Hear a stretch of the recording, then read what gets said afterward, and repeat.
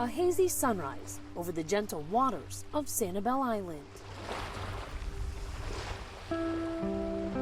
Its waves greeting white sandy beaches against a backdrop of lush greenery. An ecosystem as diverse as it is beautiful, thriving off the coast of Florida. That is, until Hurricane Ian ripped through, laying bare an entire community and once plentiful vegetation.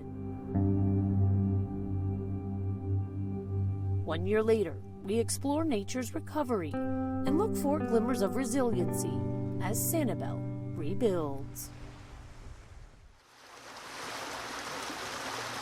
Most of this island is conservation land, with the Ding Darling National Wildlife Refuge boasting the country's largest undeveloped mangrove ecosystem. That's where we caught up with Ranger Tony Westland. We're here at the Mangrove Overlook, and if you can imagine 13 feet of water just coming over our heads. Storm surge that came with Hurricane Ian, nothing like Tony had ever seen before. Well, there it goes. And that includes Hurricane Charlie, 19 years ago. I remember telling our interns, the worst case scenario is Hurricane Charlie. We'll be back in a few days. We were shut down for 1 month in that hurricane, but this hurricane had the surge. Traffic camera video shows some of that coming through, water flooding across the island. Tony says the mangroves did their job, with dense branches blocking wind and roots locking in soil. But in exchange, miles and miles were decimated, and the island's freshwater marshes were quickly turned into saltwater swamps, killing off fish and other species not cut out for the salinity. Plant life, too, as Tony points out shades of gray along the shoreline. Just seeing that overwhelms me because I have to then look beyond to know that the greenery is coming back, but that is what this island looked like for months.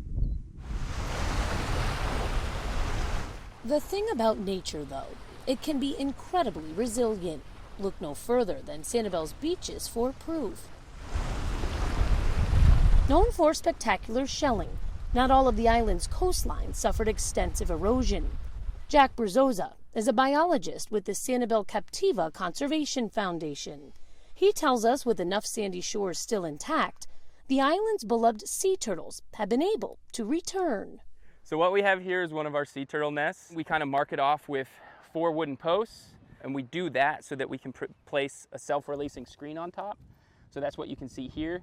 Now, this mesh is big enough that eventually when the nest will hatch, the hatchlings can make it out on their own. And what a sight that is. New life making its way to the water. Jack captured this little guy on camera. He tells us his team has counted more than 1,200 nests this season alone, nearly double the previous record. And while more research must be done, there's a good chance less beach traffic and light pollution are helping the population along.